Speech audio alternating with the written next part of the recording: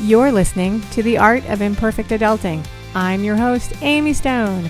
Here, I share stories from real people navigating the adventure that I call adulting.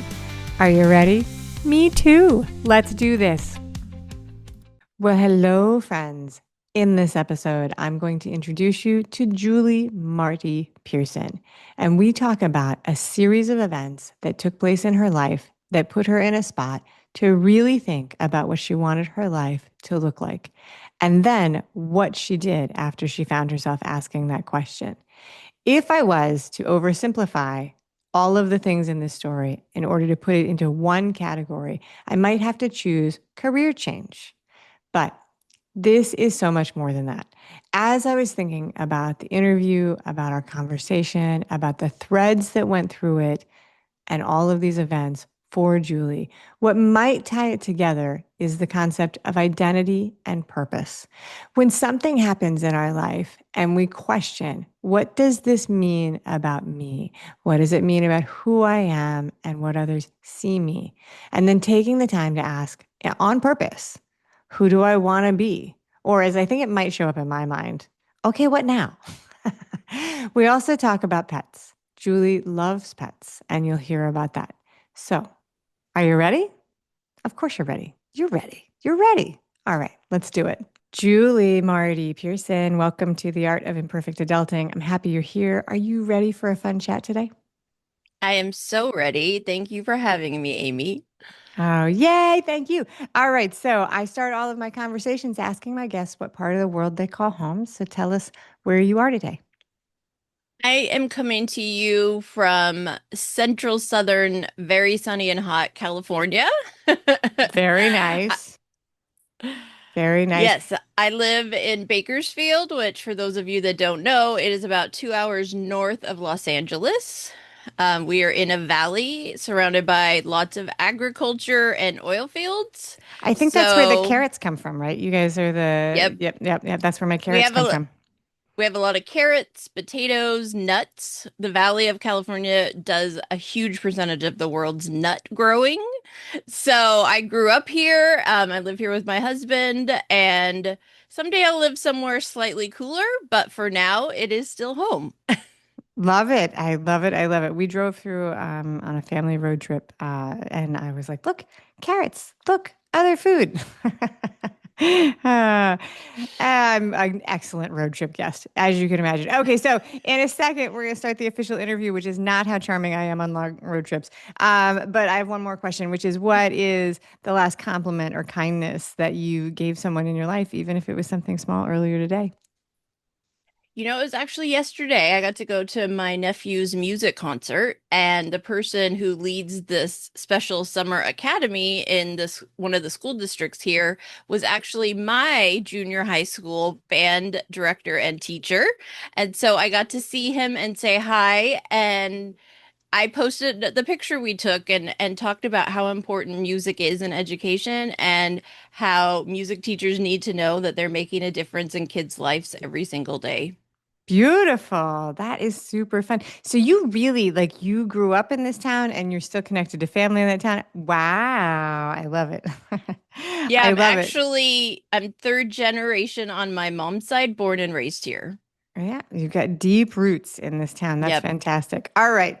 So, we're going to get to the topic of the day. So, I usually try and get my guests to pinpoint a single event, a single choice of change or a transition in their life to tell a story about. But you presented something that I'm going to call a waterfall or a cascade of challenging situations that eventually led you to, and these are your words, being forced to evaluate your life, your career, and choose what you wanted the rest of your life to look like.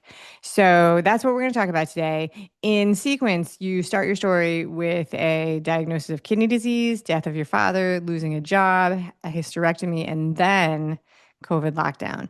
That's a lot to happen to a person. And it's also a lot to cover in one interview, but I am up for it. I'm game if you're willing to try.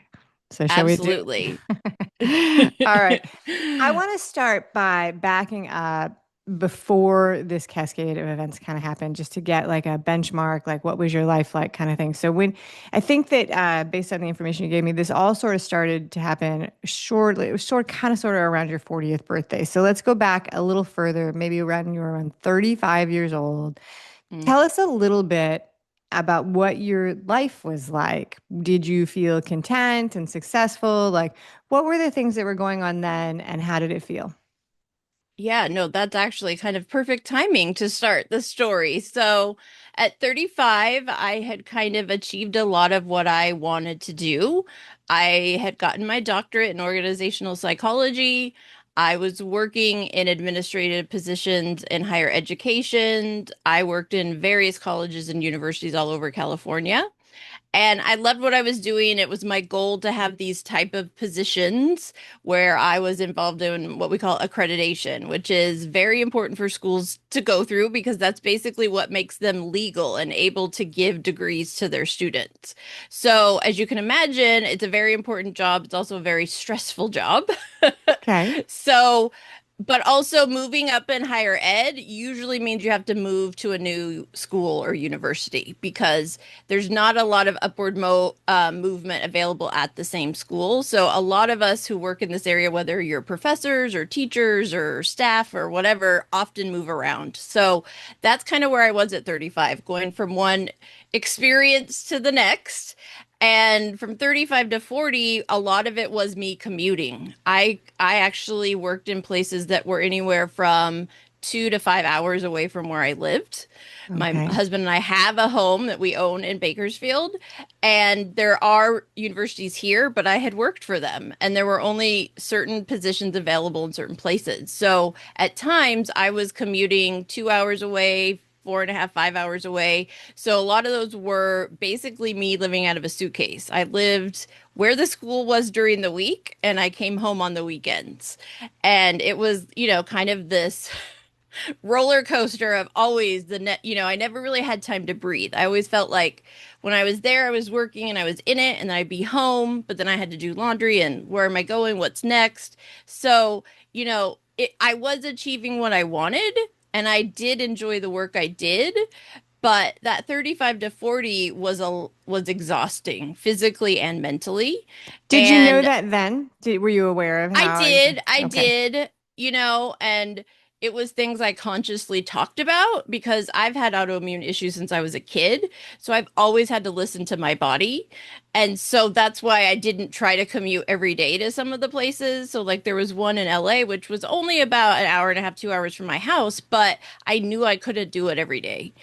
So I actually paid to have an apartment on campus so I could have the apartment during the week, which was really nice because I could walk to work, I could walk Yeah. to back to the apartment for lunch. So there was aspects of that that were good and were healthy for me to be able to walk